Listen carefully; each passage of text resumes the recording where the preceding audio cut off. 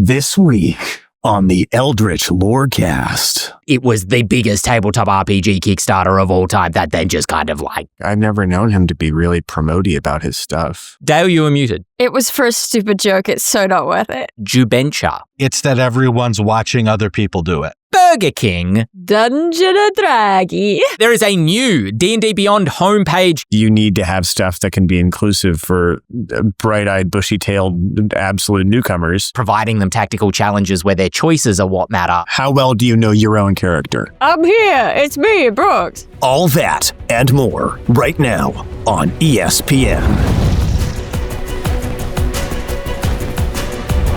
Hello, everybody, and welcome to this week's episode of the Eldritch Lorecast, the #1 tabletop RPG podcast that you put in your ear holes while you're traveling to family, possibly. Maybe too early, I'm not sure.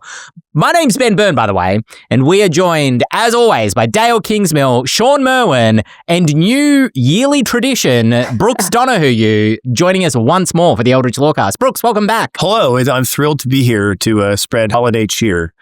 Is Christmas any different in Australia? Well, it's hot. Yeah, it's a lot hotter. Right on. Well, I'm hoping for a balmy Christmas for all of you with like a nice surfing vacation or whatever you do. There's actually a Christmas movie. I don't know if you've watched it, Dael. It's been on my to-watch list. It's an Australian Christmas movie. It's called Making Gravy, after the Paul Kelly song. Wouldn't be surprised, yeah. I've only seen like a frame of it, so I don't actually know if it's a good movie or not, but it feels just from that one frame of like a floor You're like, fan. that one's Aussie Christmas. Yeah, exactly. It feels very much like that. Or you can watch the Tim Minchin show. What's it called? I love his Christmas song. Yeah, it's great, isn't it? That's great. very It's White Wine Australian in the Sun. Christmas. It's very Australian. Yeah. There you go. I'm not. Yeah, I'm just. I know Tim Minchin is no shoes, yes eyeliner. But I don't know any of his. Did he do a Christmas? Whatever. Sorry, I'm derailing. I'm happy part of this Christmas tradition, and someday I will be on every Australian podcast this time of the year. You're like our Santa Claus. I was born on Christmas. That's true. I know. Yeah, it's the worst. It's the worst birthday. I have at least 2 friends who were born on Christmas. Well, 3 now, but yeah. Why do people get so horny on Easter? That's my real question. What's up with that? I mean, it is the fertility, like... The rabbits. Yeah, yes. Yeah. Well, even before that, right? Well, yeah, I was summarizing. There's actually a really good, if you read... All right. You know what, never mind. Eggs. Let us, speaking of Christmas, I got given some presents this year from Mastering Dungeons because there wasn't much news. So I stole all of their news. And Mastering Dungeons talked about, and I went and did a little bit of digging on this, a Cosmere tabletop RPG one-shot live play called Echoes of the Father, which was released on Brandon Sanderson's YouTube channel, GM'd by Jasper Cartwright, with Abubakar Salim, Jacqueline Emerson, Mark/Mara Humes, and Jane Douglas, all as players. And I'm going to be honest, Shawn and Teos, little bit of I felt a little, not misrepresented too, but I assumed from your conversation this was like an ongoing live play that was going to happen. This was a one-shot from like 3 months ago, so not exactly the cutting edge of news this week. The olds instead of the news. You should steal your news from better sources, Ben. We never said it had to be breaking. It's new to someone. That's true. Mm-hmm. That's fair. That's true. Well, it is, because the thing that caught me about this, I think Teos said this is a great move for Cosmere because they don't really do any advertising. And this kind of goes to my point, is this live play probably is news to a lot of people. Why? What has happened to Cosmere? It blew up. It was the biggest tabletop RPG Kickstarter of all time. 15 million in American dollary dues for the Kickstarter. I don't think you could have American dollary dues, but it's our standard unit. It feels like it's absorbed in a good way, like a lot of the talent from the industry, both in artists and writers have kind of really been focused on it, but I just never hear about it. I don't hear about people playing it. I don't see advertisements for it. Is that just my personal internet bubble that I'm in? Where's Cosmere? I feel like that's a Brandon Sanderson thing, maybe. Like, I've never known him to be really promoty about his stuff. Sure. Is that still his, like very much his IP? Is he how in control is Brandon? Yeah. So I know that he just had a con. My coworker was just at his con, and I never really have known him to be. He doesn't really seem like the fact that there's a Wheel of Time series right now blows my mind. He's very much, I feel like he just makes it for the people who are into it, and that's who's into it. So sure. That's fair. But and yeah, it is a late breaking. Into it. Yeah. Which I think goes back to a conversation maybe we were having, or was having somewhere, with the 3 big games that have come out recently, Cosmere, Draw Steel, and Daggerheart. Mm-hmm. What are all 3 of those companies or individuals who run those companies good at? Or how did they make it? One is Darrington Press. What are they really good at? Voice acting. So what is their big promotion outside of the role-playing game? Animated series where the voice actors can do their thing. MCDM is from Matt Colville. What is Matt good at? Aside, obviously, from game design, it was video games and that video side of things. So what are they going to be great at? Creating a new virtual tabletop that is going to be absolutely brilliant for their game. What brought everyone to Cosmere was Brandon Sanderson's novels, right? And so what are they good at? I don't know.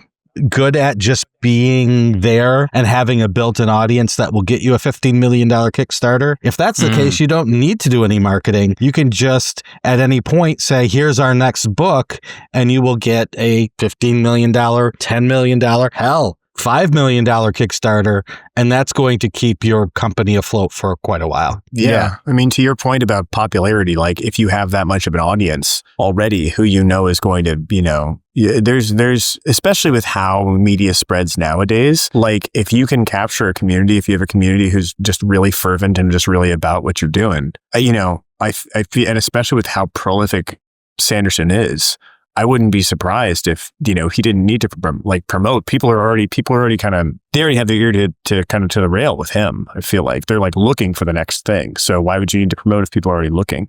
Is that, I don't know. Is that just, I'm kind of outside that I think world. That's totally fair, right? Like Brandon Sanderson's novels are immensely popular. I think even like his Kickstarters, I don't have numbers in front of me, but his Kickstarters where he is just kickstarting his next novel, they do immensely well also. But to me, we had an email and I haven't taken the email, so I apologize to the listener that I can't remember their name at this very moment, but they were kind of asking about like ghost games, which is the idea of a game that gets purchased but never really played. Like a ghost kitchen, but TTRPGs? Sure. Not really, but okay. Tell me how it's not. Because it's almost the inverse, really. Oh, but I guess. this idea that like is Cosmere kind of a coffee table book for Brandon Sanderson fans, of like, yeah, I love Cosmere, I love Mistborn, I'm going to purchase this thing because it gives me the warm and fuzzies. Am I going to play it? Maybe. And this might sound very prejudicial. I don't mean it to sound like down on the game at all. The other question I had though from Shawn and Brooks, who have been to more cons than I have this year, have you seen it? Have people been playing it at conventions at all? Have they been running tables for it? I mean, to be honest, having just been at Unplugged, no offense to Mr. Sanderson or the community, today was the first time that I just knew that there was a Cosmere game. I knew that there were stories, but I was like, oh, that's cool. And I never knew. I had no idea, Yeah, cool. Shawn, nothing? At one point, I knew how many Cosmere games were running at Gen Con. And for some reason, the answer 0 comes to mind, at least in terms of games that were put into the system in order to buy tickets to attend. And maybe I'm off by 2, but I don't think there was a organized play sort of system or any marketing done toward that. Again, but again, if you made $15 million on your Kickstarter, you don't need to promote really all that much. I think that's the key thing. What were you going to say? Well, that's my question though, is like, if you bought Cosmere, how do you feel about like the continued life of that game? You know, like, do you feel like your purchase has been rewarded with splat books and adventure books that were like, I know they're working on stuff, but I know that from behind the scenes a little bit, you know, kind of grapevine stuff, nothing concrete, more than I've heard that from like the audience saying like, oh, I'm really looking forward to this book, or I can't wait till this releases. I do think that there's something to be said as well for sort of Kickstarter culture being divided between a couple of, because I think about this with regards to board games that get kickstarted very successfully, but you know, other than that, don't necessarily have much of a life. Or, you know, there's a series of art books that I would love to have, but they only release them when they're doing a Kickstarter for the next one. And that's the only time you can get them. You can't buy them other than that. And I think there are board games that you can't buy other than getting them through the Kickstarter. I think there are TTRPGs that you can't get after the Kickstarter is done if you didn't back it on Kickstarter. And so I think there's kind of a whole aspect of Kickstarter/crowdfunding culture that is like this one-off moment that's, it cashes in very much on the, you know, if you don't do it now, you're going to miss it. But as a product doesn't necessarily get the life extension beyond that, which probably doesn't create the problem, but maybe compounds it. I reckon that it might have something to do as well with, like, I think that's a key part of it. But I know that I've bought things, like I bought game books, not necessarily with the intention of playing them, but with the intention of having them as inspiration. They're cool things to read. They make my mind move, right? I don't think necessarily, in a weird way, I don't necessarily think that the existence of games, well, the existence of a game book necessarily posits the existence of a game, right? Like, I have a book on my bookshelf called Guelph, which is literally just an adventure setting, and it's somewhere between like Redwall and Humblewood and yada, yada, yada, but it's just cool to read, and I read it, and it's all these, it implies all these things without explicitly saying them. And it's just a cool, I mean, it's a coffee table book. And what is a coffee table book but kind of inspiration or something to pass the time? And I think that can also be an RPG, like an RPG book supplement. Sure. You know what I mean? Yeah. I mean, Michael in chat called them read-only RPGs. Yeah. And I sometimes it gets sort of thrown around pejoratively, but I don't necessarily think it is a bad thing. I think there is plenty of enjoyment to be had. You know, I don't know, how many times have I sat down and made a D&D character, not for a game, just for the fun of making a D&D character. I think that's sort of an element of this as well, is just the joy of reading that cool idea. I think as we see the proliferation of journaling RPGs, one-person RPGs, right, I think that RPGs, at least for me, have a long time been like a social thing. And it's cool to see people making content for people who would like to do that on their own and who just are doing it for the imagination aspect and not necessarily for the social aspect. That's not why I play, but I know people who dig that shit. And I think that's really cool. And, you know, I'm glad that we're reaching out to those people too. And maybe that's, I mean, Brandon Sanderson, if I'm reading an OSR book, right, if it's super stripped down, if it's super like bare bones or something like that, or if I'm reading just a really generic system like Fate or GURPS, for example, or, you know, to an extent D&D where the story's not necessarily as baked in, I probably wouldn't use that for inspiration. But when you have a Cosmos or a Cosmere as rich as Sanderson writes, right, like any of the books he writes are worlds I would love to run around and play a game in. So I can totally see Cosmere being just as much something to be read as something to be played. Even the RPG book. The more I think about it as well, I mean, I think about the sort of in-jokes within video game circles where they talk about all the games in your Steam library that you haven't played yet. Or, you know, if you're on Book Talk and people are talking about all the books they've bought that they haven't read yet. I think maybe that's just part of fandom that we need to embrace, is that sometimes you buy a lot of the thing that you like and you don't actually get to using it. Yeah, totally. I mean, a birthday present I got a couple of years ago was The Witcher RPG because my brother knew that I was a fan of The Witcher. We've played it once, maybe, and it was fun to kind of run around and say things like Nilfgaard and Temeria. And the Alien RPG kind of, I'm sure, scratches that itch for a lot of people. These RPGs that are not in the conversation as like, you know, challenging D&D as the best or the second most popular RPG, as we were talking about in previous weeks, but have a deep fandom nevertheless. Or the RPG you get off the book. Pardon me. Or the RPG you get off the shelf, you know, when it's Halloween and you play the Alien RPG or some special event, so you pick up an IP RPG. I guess just the reason this is a remarkable thing to me is because it was the biggest tabletop RPG Kickstarter of all time that then just kind of like, you know, evaporated, at least from the broad public consciousness. But that being said, I'm not intending to like at people who like Cosmere, apart from the flaming copy of Cosmere that'll be in the thumbnail of this video, comment down below if you... Jesus. Dude. If you're playing it, if you're enjoying it, you can leave a comment on YouTube or Spotify if you're listening there, and prove me wrong. Dael, you were muted. It was for a stupid joke. It's so not worth it. No, you have to share with the class now. Just get a joke that it's not Photoshop. You really bought a copy of Cosmere just to set it on fire to put it in the thumbnail. Don't tempt me. I believe it. Thank you for contributing to the Kickstarter, Ben. Yeah. Exactly. Speaking of very fascinating stories that came from Mastering Dungeons, and on a deep dive yesterday, because Mastering Dungeons this week mentioned Jubensha, which is a wildly popular genre of role-playing game coming out of China. Jubensha, if you're not aware, I'll give the quickest explanation I can because this is a fascinating story, but there is a People Make Games documentary from Quinn's about this from a couple of months back. Again, Mastering Dungeons, not exactly the cutting edge of news, but nevertheless. And it is basically loosely translates to scripted murder or script murder. And the idea is that it's a scripted murder mystery that you solve as a group.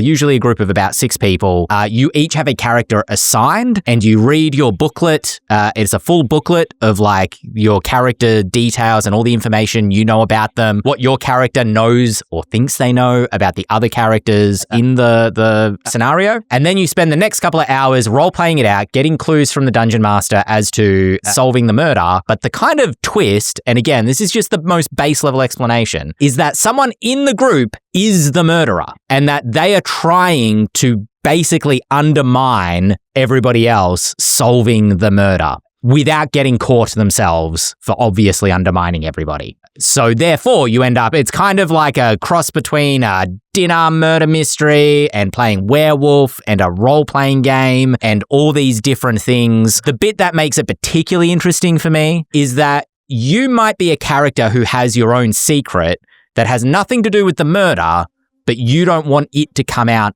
either. And so you end up in this situation where multiple people might seem a little bit shady because everybody's kind of trying to hide things at the table, or maybe they're not, you know. I just am curious, as someone who only ever looked on from a distance to the How to Host a Murder Dinner Party games. How does this differ from that? Because didn't they give you little pamphlets that gave you all your character information and it included secrets that you had and all those, like, how is this different from that? I think because the scenarios are much more in depth. So like the start of any Jubensha game, and again, I'm kind of paraphrasing from the People Make Games documentary a little bit, but the idea is like the first 15 minutes can be spent kind of like reading through your pamphlet or your booklet that outlines your character. The connections between people are intended to be quite strong. I mean, look, as I explain this out, is it that different from a murder mystery dinner? Maybe not, but as a genre, it is kind of expanding and flourishing in this way where it's no longer just about murder mysteries. You can have horror-themed ones. You could have romance-themed ones. It's become a thing in China for like, you know, group activities where you go to a shop. One really good way of hearing it expressed that I heard, I think, from the documentary was it's kind of like doing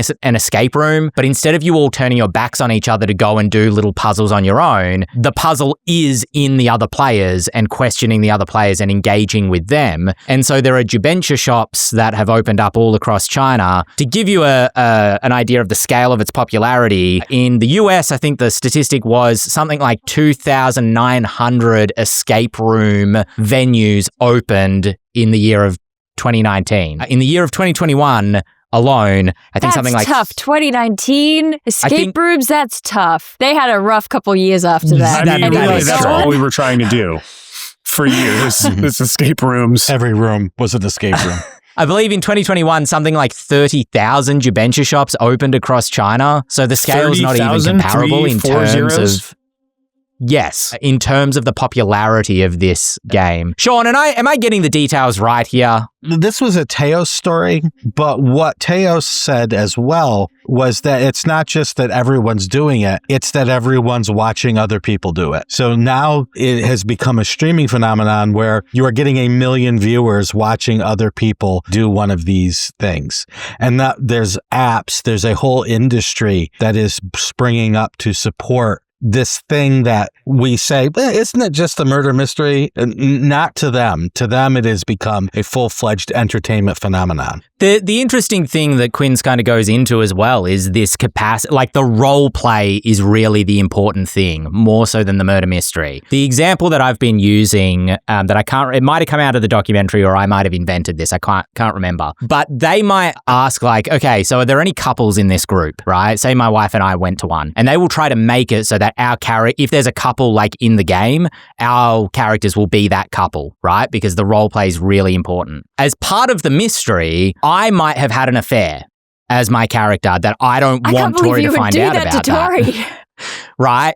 But it's got nothing to do with the murder. And so my goal during the game is to keep this from her. And so her character may become gutted if this was to come out in the course of everybody suspecting I'm the murderer. Or what could even lead to other mixed emotions is what if it turns out she's the murderer? You know, like I've been hiding this terrible secret that she's been hiding this. I can't believe she would do that to you. Exactly, right? So it's like the role, like they talk a lot about how like the emotional stakes are incredibly high for people who are very into Jubensha as a role-playing game. Interestingly, they talk about how trigger warnings are not really a part of the culture currently around Jubensha because the mystery of what's going to happen in the game is part of the game for them, if that makes sense. So like if you come across something that would be perceived as like shocking or upsetting, that's kind of intended to be part of the journey for better or worse. And that's kind of part of the journey for better or worse. And Quinn's kind of goes into that in the documentary. But it's a fascinating design space because we were talking in the office here. What about like Jubensha Castanella in Grimhollow, for example, where the mystery is someone in the village is a mage. And you have to decide as a group whether you want to try to out the mage to give them to the Arcanist Inquisition, who is going to be someone else in this group. Meanwhile, everybody else in the village is hiding their own secrets that may come up in the witch hunt for this particular mage. Just the game design implications really scratch the back of my brain where I go, ooh, yeah, like in-depth role play, high emotional stakes storytelling. Yes, please. Num. It is interesting. I'm interested in how they convince large swaths of people to leap into the roleplay and really guard those secrets that aren't the I'm a murderer secrets, because I think that a lot of the time that is kind of a pitfall that deception style games can fall into, is that if you have a secret that you're meant to guard, but it's not that like you're still on the villager team, a lot of the time people will just be like, well, I'll just give up my secrets and I won't win, but the villagers will win and I'm kind of a villager, so I feel like I won anyway. You know, they kind of immediately drop that thing. It's why games like Werewolf have to have like a Tanner in the mix, because you need someone who genuinely needs to be suspicious in order to throw off stuff and can't win with that. You know, I think I'm not sure that it would work in a broader Western context if you just dropped that into the middle of the US. Would people be willing to get that LARPy with it, or would they just treat it kind of like an escape room or a board game? Although having said that, the idea of doing an escape room and having one of the people in your group trying to make you bad at it would be, I think that sounds fun. Like working against you guys the whole time. Meanwhile, I'm just bad at maths, you guys. I swear I'm not a traitor. There are companies now in the U.S. who are seeing this overseas popularity and importing it into the U.S. So we'll see if it picks up like it has in China. I mean, I have a friend, Tessa Thurman, who's about as close to as close to a doctorate on role play as I think you can have. She's been like published in academic, papers and such and such and such. And I can give you more on that later if you want. But she's been all about Jubensha for a while. So I found out about this, that we were going to talk about this today. And I asked her, I was like, give me the download. So, cause she's been trying to tell me all about it. So unfortunately and fortunately, there are going to be, there's such a phenomenon that there are going to be Jubensha cafes kind of wherever there are Mandarin speaking audiences. Like there's a big one called Z9 that's up in Vancouver, British Columbia. There's one in Singapore that's called, I think it's called Survive Studios or something like, or it's Suspense Studios in Singapore is also apparently doing stuff that's going to be translated for Western audiences. But apparently, it's the whole thing about it is that lying and deceit are central aspects of these games. And the thing that she told me was the really critical part, especially for Western players, is when to deny, when to tell the truth, when to reveal, when to deceive and lie. Because lying is such a big element of it. And so the other thing is that there's multiple kind of potential paths. The example was like, oh yeah, the body has a bunch of like a stab wound in the chest of it, but then you turn them over at the second phase and it turns out they have like an injection point in their back that you didn't see during the first phase, and that changes everything. So there's a lot of ways that you can kind of pursue to like paths you could start kind of uprooting to see if they come to a conclusion, but there's only one right one. And that's, it's that kind of figuring out what events happened when and plotting everything out in time that is like the really critical element that she clued me in on. So she's advised all Westerners. She's played like 4, and she said they can go up to like 6 to 8 hours, and 12 is out there, but it can be an all day thing, but that make a timeline, like draw a timeline on a piece of paper with a pencil and note events. That's the advice that she gave to Western players. I've never played one, but this is like, she gave me a massive download about this afternoon. The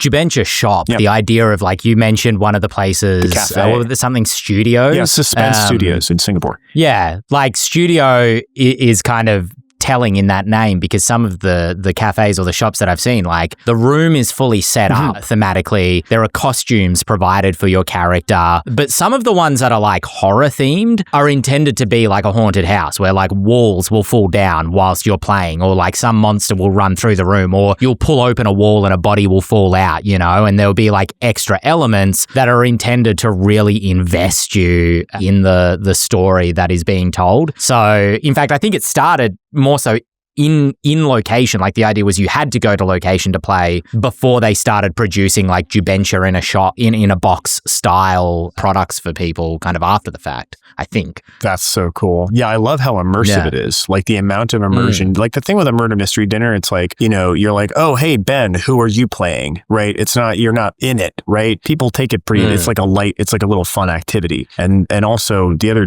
distinction that she made was it's not a social game that you go do with your friends. It's an opportunity to meet new people. Like it could be like a date night thing. It's so convention LARP. Convention LARP vibes. but it's a convention LARP is in like, oh yeah, go to room 110B. Whereas this is like a whole, like you walk in and you're like in it, man. And it's a very, very good convention LARP, but I think that's cool. Correct me if I'm wrong as well, but I get the sense that like convention LARPs, this is just my understanding, they can be not aimless, but it's a bit more sort of like you walk in, you play your character, you interact with the other people. You might have a goal for yourself, or there might be like a master of ceremonies kind of running through some planned events during the LARP, but it's not quite as like goal oriented or specific as what Jubensha tends to be. That's my understanding. It can depend.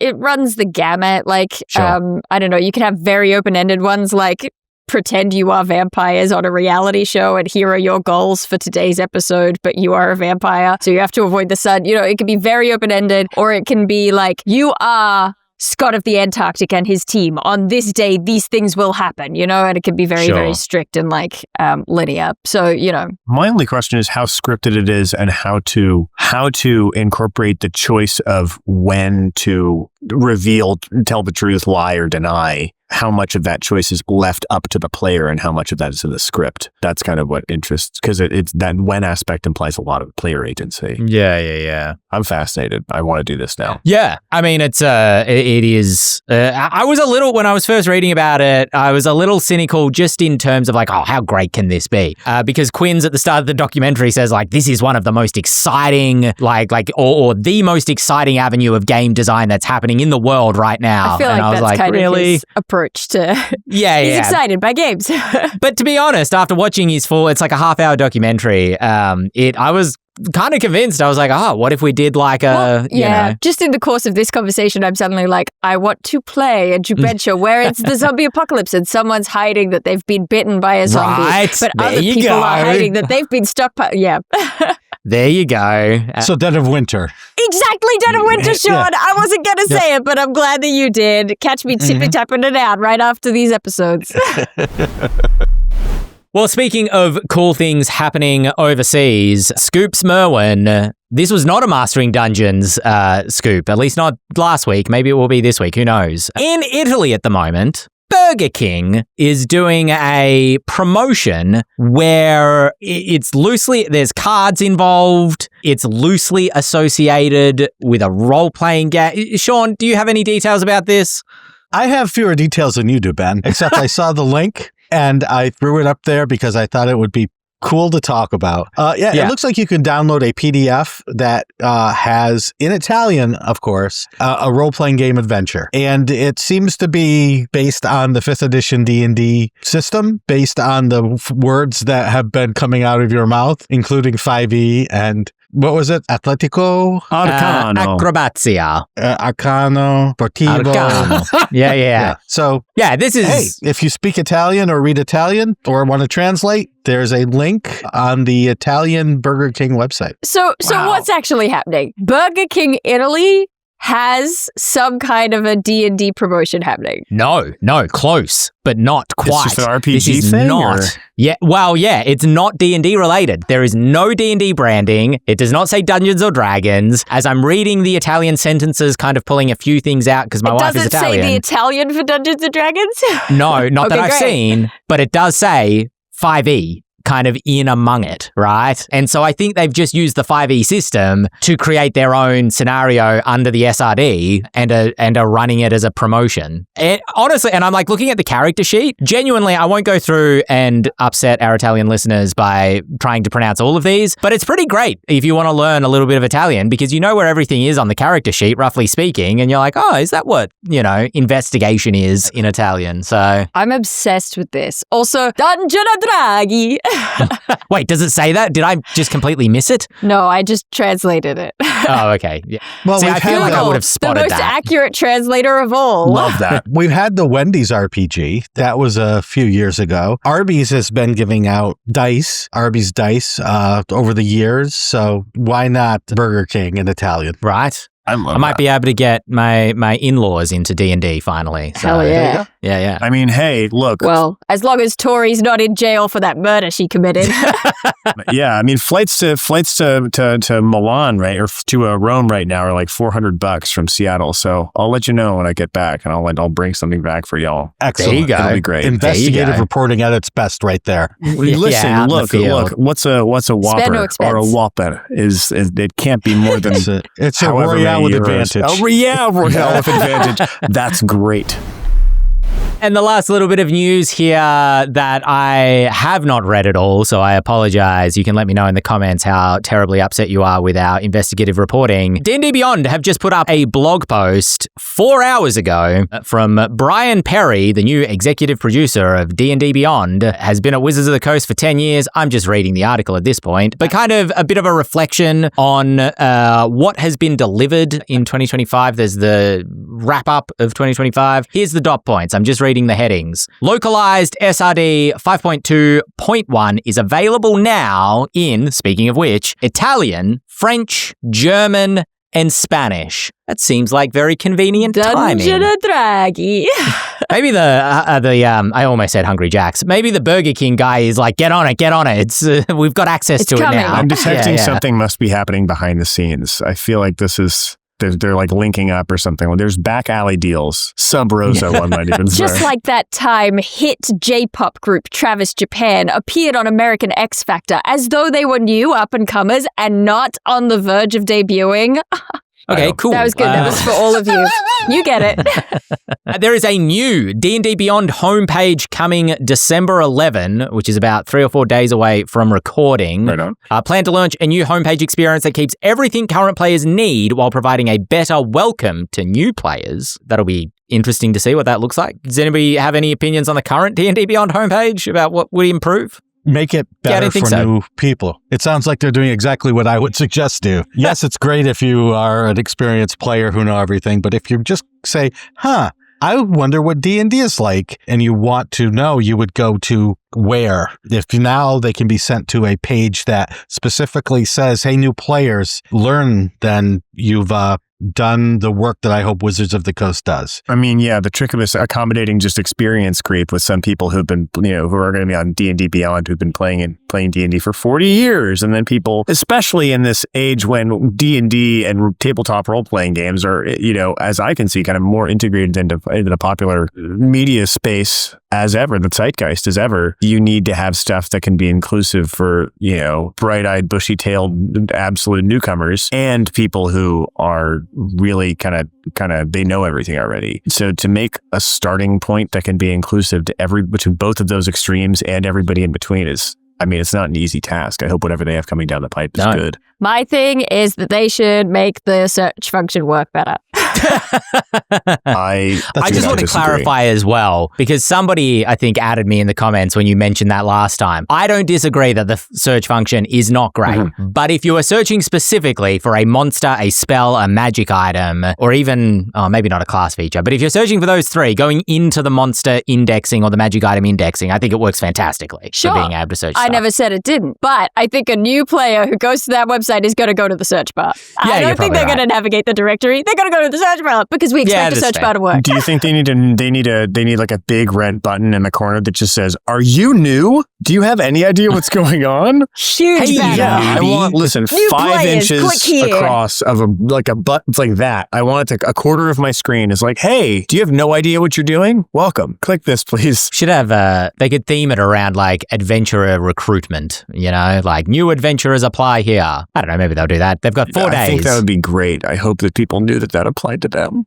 They're going to do art and handout reveals in D&D Beyond Maps. Ooh. On December 16, they plan to launch a new feature on the Maps VTT that lets DMs reveal art and handouts to players, and we'll put out a full walkthrough with the feature when it goes live. So that's cool. Nice. And then a library overhaul coming December 17, where they plan to roll out an update to D&D Beyond's source page that makes it more customizable and sortable for users, which I think is a good thing. And it will also transition from being called sources to My Library. This update will include the ability to favorite books you use frequently and filter through your collection to find content you need for your games faster, which I think is great because currently, particularly the third-party content, is all just in release date order, which I was about to complain means that the Grim Hollow Player's Guide, every time I need to get to it, is right down the bottom. But it's also good because all I have to do is scroll all the way to the bottom and I know it's there. So better than somewhere misc in the middle. Exactly. Yeah, any accessibility is good usually as kind of a broad light. So as long as it's intuitive, great. Things delayed into 2026, the 3D dice rolling in Maps. They are taking the time to rebuild the dice engine so the dice rolling appears consistent across everybody's screens. That's interesting. Rules Assistant, early 2026. The Rules Reference Assistant serves as a searchable encyclopedia. There you go, searchable. That's a good word for you, Dad. There you go. A searchable encyclopedia that helps keep your game moving, housed within the Maps VTT tool, and is currently internal testing. And then last but not least, to be determined when it will be released, a campaign console. Based on our own internal feedback, we realized the original concept didn't solve even DM pain points. The team has shifted focus to a broader, more flexible campaign tool that should solve the DM's needs. I'm going to be honest, don't know what that's in reference to because I haven't used it. Campaigns was in beta for a while and it tried to pull together encounter building, monster access, maps, and so on. And it was fine, but as they said, I think people who were using it more and more realized that it was a little bit not quite as user-friendly or streamlined as they would like. So it sounds like they went back to the drawing board.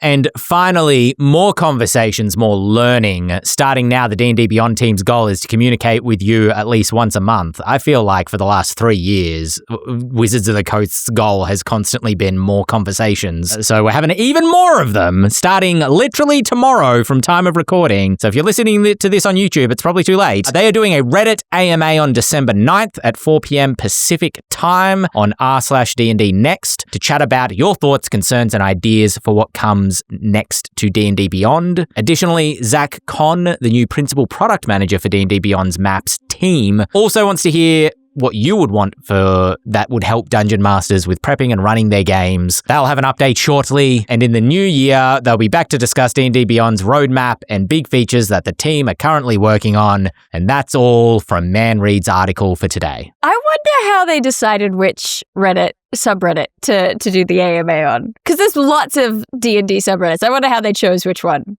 D&D Next, I believe, is specifically for 5e and 5e24. Yeah, I mean, it certainly was at the beginning. Yeah. Sure, I think if anything, it's probably best moderated. I don't know. I'm not on Reddit anymore. They broke my heart.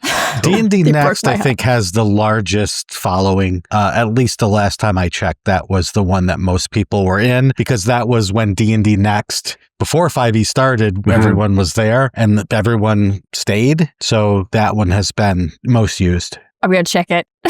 Go ahead, Dael. You check I'm doing it. I'm checking the numbers. Let's see. D&D Next is 801,000 members. r/D&D is 4.2 million members. So maybe it's just a matter of like manageability. r/Dungeons and Dragons is only 634,000 members. There you go. Yeah, it's a manageability, like focusedness. I feel like Next is probably the officialist of the ones that are on Reddit. Ooh, the r/1 D&D is only 58,000 members. Ooh. Oh, man. Sorry. Sad. Probably why they're not there. Well, speaking of popular things and things you're going to want to get your hands on, not many people may know this, Brooks, but you and I do. We have actually worked together on a book before. That's a true fact. That is I can't disagree with that. Enchanting Emporiums is on the Ghostfire Gaming website, and we are doing a Christmas sale on it. So if you want to head over to ghostfiregaming.com, we've got the PDF, the physical hard copies, we've got pins of some of the characters, which are fun. It is 30% off everything Enchanting Emporiums related if you use the code EE30. Brooks, what kind of emporium might people find in Enchanting Emporiums? Well, I mean, I can only speak to the ones I know about, and I'm going to leave the one that my writing partner Joey wrote. Oh, you know Joey. Everybody knows Joey. Yeah, we do. Not anymore. Yeah. They got him. He's gone completely. The assassins. He was about to reveal a secret and they got to him. Yeah, good luck. I'm back. I'm back. That's where Joey is right now with a sniper rifle. Hang on.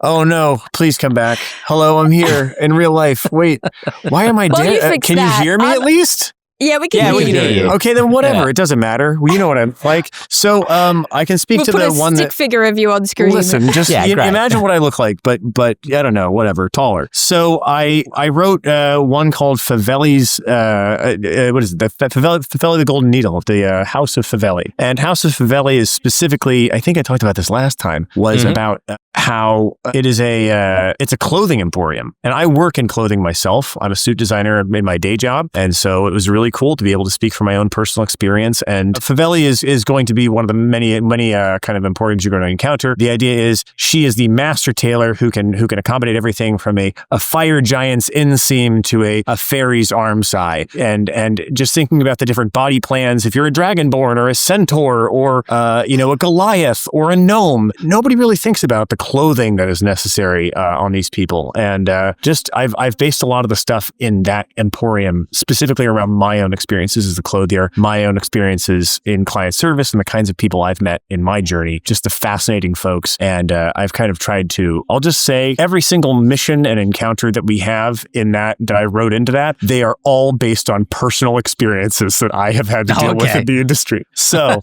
I hope you enjoy that. And I'm really proud to say that there is a little bit of me and a little bit of truth in House of Faveli. I didn't know you were 6'5". No, I'm not. I'm 7 feet tall. Oh, wow. Alpeggio mentioning in chat that their party have come across Blackbird, which was the character written by one James Hake, who appears before dungeons, kind of a mystical, capricious fae character that might offer magic items that's a for very bargains. Fae word. It is, isn't it? Yeah, big fan. Or you could run into Professor Myron von Kufen of Grimhollow fame, the famous inventor, not a monster hunter, who gets a mention, I think, once or twice in the new Grimhollow book. So if you've seen that name mentioned there's a whole wandering character that you can throw into your campaigns. From Enchanting Emporiums, it is 30% off if you use code EE30 from the Ghostfire Gaming web store. Go check it out. Fabulous. Hell yeah. And speaking of things to check out, sorry, Dael, go ahead. I have one little bit of news because I did forget about it until Roman brought it up in chat. I don't have any further information about it, but it is news that Evil Hat Productions are open to pitches for games. So that's some news. There you go. They make games. They do. Because people make games, as we've established in this episode. I couldn't agree more. That's it. That's my whole news segment. So go to Evil Hat Productions website news. and hope to find something there. Speaking of news, Dael, where could people email if they had some news or a question to send us? The people, Ben, can email podcast at ghostfiregaming.com. I almost said ghostfire at podcastgaming.com, which is not the email. It's podcast at ghostfiregaming.com. I can't believe Brooks is just still... Listen, I'm just going to try and just jump back in real quick. Give me a second. I'm here. It's me, Brooks. Brooks Donahue. I make clothes. Yay! I'm here. Yay! Hi guys, I'm back. Welcome back. Go to check out. What is it? What's the Evil email Hat Productions? Again? Evil Hat Production. Oh, what's our email address? Podcast@ghostfiregaming.com. What's the email that you should reach out to for Evil Hat, Dael? I will find this information. You just had it. Wait a minute. I don't have it. Now we're waiting for me. Game submissions. I found the link and I'm putting it in the chat. Bam. Perfect. We did it. Hey, chat. You're all people, I hope. Reach out if you have a good idea to Evil Hat. Or a bad one. Or if you could fix my camera. Speaking of submissions, Tim submitted an email to podcast@ghostfiregaming.com to ask us about how should a GM create challenge for their players? How and when? How much should a GM balance challenging their players' tactics in combat, for 5e specifically, but this is obviously going to be relevant for other games as well, versus letting the players get to use their cool abilities? 2 examples were provided. The first, a barbarian that resists bludgeoning, piercing, and slashing damage, but the GM keeps throwing enemies that deal psychic damage or some other type of damage that the barbarian is not resistant to. That was a brutalized sentence. Example 2, a ranger who really enjoys fighting far away, getting 40 feet back from their enemies and peppering them with arrows, but the GM keeps forcing encounters in small kind of confined rooms where the ranger can't get away from the enemies and ends up constantly in melee. What's your approach for kind of balancing how much you try to undermine your players' tactics? I think the key word in what you said was keeps throwing enemies. Sure. I think that if you make a cool character, because people love making characters, that's you in the game. If that character is stymied at every turn by my one weakness, it stops being climactic and meaningful. If it's just if every villain of Superman's had kryptonite on them at all times. Just as Superman's well, this sucks. This isn't even. But if they kryptonite, when it shows up, it has this oh no aspect to it because it's rare. So maybe if you gave the big bad that ability to kind of challenge them to fight a new way at the last second. I had a character who was supposed to be a rogue for close quarters combat and had lots of little bombs and throwing stars and stuff. And we fought a dragon at one point. It was a one shot where we fought a dragon where it was no metal weapons, because there were magnets involved, no magic, and all I had was, so I was just attacking with a bullwhip for the entire combat for several hours. And you know what? I get it, but I also felt bamboozled that I was allowed to make this whole character, and nobody said, "Hey, don't use metal weapons at all." And then what do you do? So I think climactically you can challenge players, but it shouldn't just be a slog. Well, I think it's interesting what you noted there about even within the climactic challenge, not making your players feel, as you put it, bamboozled for the choices that they made in character creation. Yeah. Yahtzee Croshaw talks about video game boss fights and how what they should kind of be is a final exam for everything you've learned about how to tackle monsters throughout the game that you've just played. How well do you know your own character? Yeah, exactly. And so if you're reduced to fighting with a bullwhip or you're a paladin, but now you can only fight with a dagger because it's the only silvered thing you have, maybe that's fun when you're fighting ghosts in a crypt and it's kind of a moment where you have to change tactics. But for the boss fight, you want a divine smite with your great hammer because that's what you built your character to go and do, There's a fine line between a game master who's creating something for their group who goes out of their way to nerf what their characters can do. Is there some fun in that? There can be fun in that. There can be fun for the game master and for the player in having to think outside the box and do something different that will actually add to the survivability and the success of the party. And then sometimes it just happens. Right? Sometimes you build the character to do all this necrotic damage and you're going to defeat the entire world with your necrotic damage dealing necromancer. And then you end up in Ravenloft. And that's not on the designer per se. That's on the story that is coming from that. So you have to be able as the player to do a different trick, right? Don't be a one-trick pony. Give yourself the feat that allows you to use long-ranged attacks in melee. Do the thing that allows you to resist necrotic damage if you're the barbarian. It's as the designer, you shouldn't go out of your way to do it more than 10% of the time. But as the player, it's not always about you. Sometimes it's just the way things fall. I think that's I think it's not always about you as the player is a really great and hard to deliver piece of advice. It's easy for me. I've had,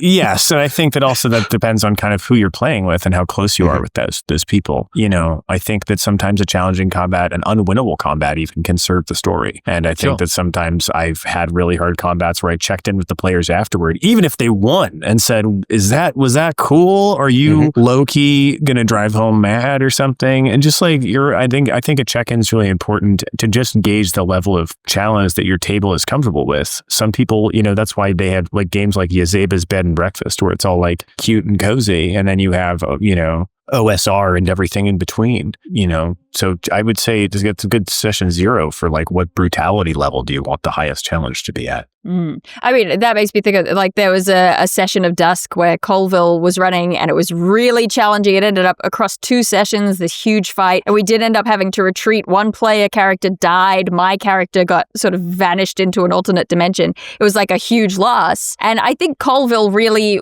felt crap afterwards, like it was bad D&D. It was some of the most thrilling D&D I've ever played. It was a really good time. But like when we talk about challenge and we talk about characters' cool abilities, I think they're kind of 2 separate but overlapping issues, right? Like I don't think that creating challenge is the same thing as taking away your player's ability to do their cool thing. I think they should always have their ability to do their cool thing, but some situations might make that tactically advantageous, disadvantageous. You know, they have to work around what is happening, and I think just kind of squashing their ability to do that is a little off from challenging. That's a different thing. I like to think about, there's the spotlight on a character, right? And I think we often think about that as letting them be really awesome and cool all the time and they're super mega powerful or whatever. But the spotlight could also be you got super injured, or oh no, the kryptonite, right? The kryptonite comes out and it's dramatic and it's weighty and your character's at the center of it. And that spotlight can feel good in both directions because it's still a little bit of like, oh, something is happening with my character. And that's a lot of fun. So I think when you're dealing with challenges, you're just kind of, what am I saying? I'm saying it's more interesting for the challenge to be not just you are always in a small space and so your really cool super longbow attack doesn't work. It's more interesting to be like, okay, well, your super cool longbow attack works, but the enemies are monks and they can catch it and throw it back. Or your super cool longbow attack works, but they're wearing explosive vests and they've got a hostage or whatever. You know, you have to play around it. Like a magic user fighting a beholder, you have to play around it and be tactical. Make the challenge matter. Don't just challenge to challenge. And what you said, if I'm Superman and you have kryptonite, if you knew well enough to bring kryptonite to the fight and go, bet you weren't expecting this. And like, in a weird way, that makes that character feel like, that makes that player and that character feel important. Yes. Because the DM has paid attention to enough to know what, not just like, oh shoot, I have to attack from close range. If you make that have some kind of weight to it, then it becomes a lot more than just like, this is hard.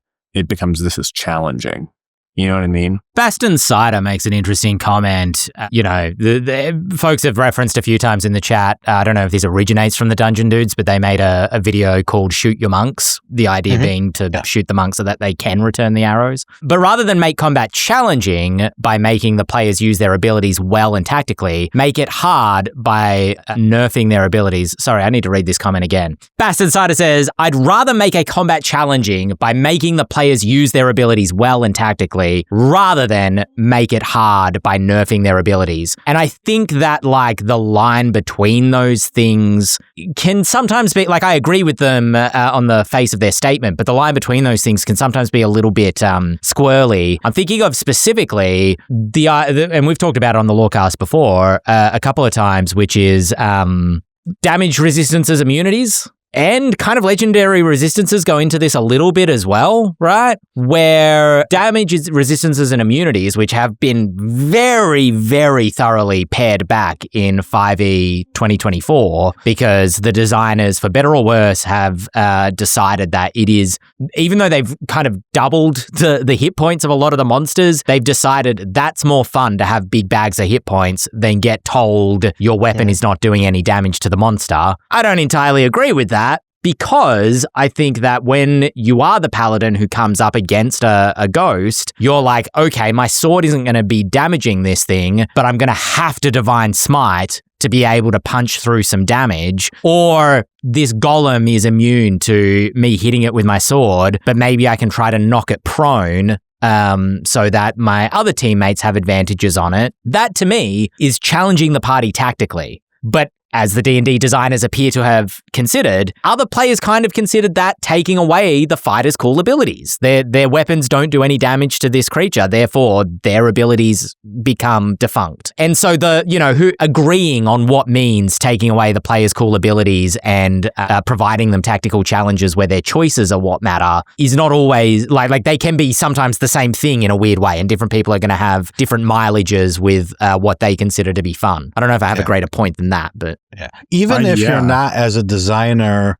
trying to take away certain abilities, it just goes to show that you should vary your encounter design. Sometimes it should be close quarters. Sometimes movement should be super important. Sometimes being stuck might make it interesting where no one can move or no one can move easily, and just cycle through all of those different design spaces. Then you will naturally, without even knowing what the party can do, be ticking boxes that will help certain characters shine while maybe hamper other characters and make that player think tactically. I had a go ahead. Oh, I was just going to say, shaking up what the goal of the combat is. We're so used to the goal of the combat just be fight until one side is all dead, and that's fine. And there are ways of making that challenging and interesting. But if your players are super used to that and you're trying to challenge them, give them a situation where you can't get them beyond 0 hit points. You know what I mean? They explode at 0 hit points and it takes down the whole cave or whatever.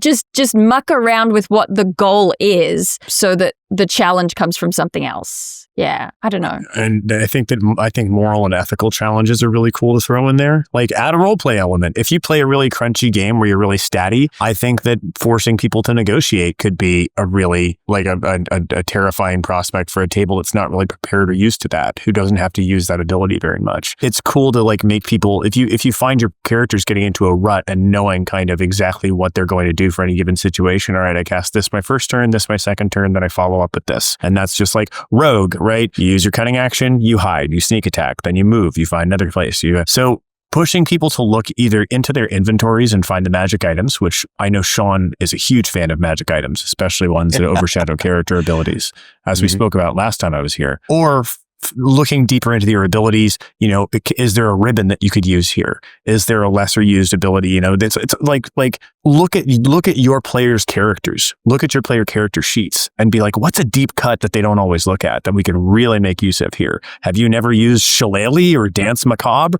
Now's your chance, And I think that's people, give people a chance to go, oh, that's what that's there for. Cool. It might be worth saying as well, because it's very easy for me to sit here and be like, well, just change it up and change it from what your players always do. But you may have to remind them a couple times early on that if you've chucked a bunch of difficult terrain in there and they're like, this sucks, I can only move half speed, maybe just throw in a little reminder like, yeah, is there a way that you could get out of this difficult terrain without having to just walk really slowly? I don't know. Or just tell them, hey, just so you know, this isn't a combat. This is a different kind of situation. If you really want to turn it into a combat, you're free to, but this is what's happening. Laying out the boundaries because they're so coded to just fight that sometimes they need a reminder, especially because they're thinking about so many other things. Yeah. And I think a game master should be on the player's side at the end of the night. You know what I mean? Yeah, absolutely. And that's why changing up the goals of a combat, while it is great advice, making it work is often hard. For the exact reason that Dael said, right? Oh, you have to stop the timer from counting down while you're fighting the battle. What does everyone do? They just kill everything and then casually stroll over and stop the timer. So you have to really work hard sometimes to make that an actual challenge as opposed to just kill the monsters a little faster. There is, as someone who has designed kind of a timer into one of the encounters that I've written before, there's definitely fine tuning and play testing. At least when you're writing it out. If you're just DMing a game, like you just have a little bit of the thought, maybe war game it out a little by yourself to fine tune how tight the timer should be, that they don't necessarily have the time to go and kill everything if you want that to be the choice that they have to kind of struggle between. And speaking of timers, we are out of time for this episode. Wow. No! But don't forget that we will be back next week. 6 p.m. Eastern Standard Time, 4 p.m. Pacific, live on Twitch on a Monday. It is Tuesday, 10 a.m. if you're in Australia. Ghostfire_official is the Twitch channel. Thanks for everybody hanging out on Twitch. Thank you, Brooks, for joining us for another episode. Thank you so much for having me. It is always a pleasure to catch you guys. And thank you, Dael, for providing me when I could not provide myself. I'm an artiste. You are. Thank you. Don't forget, for the next little while after recording, we are doing a sale on Enchanting Emporiums. So if you want to get eyes on some of Brooke's writing for yourself, it is code EE30 at checkout to get 30% off everything Enchanting Emporiums on the Ghostfire Gaming store, ghostfiregaming.com. I've been Ben Byrne here with Dael Kingsmill, Shawn Merwin, Brooks Donahue, and we will be back next week with another episode of the Eldritch Lorecast. Ba-da-da-ba-da-da-ba-da-da-ba-da-da. That was so many butter. I love that. That was great. More sound effects, please. Butter, buddy. Yeah. You have a great future in beatboxing.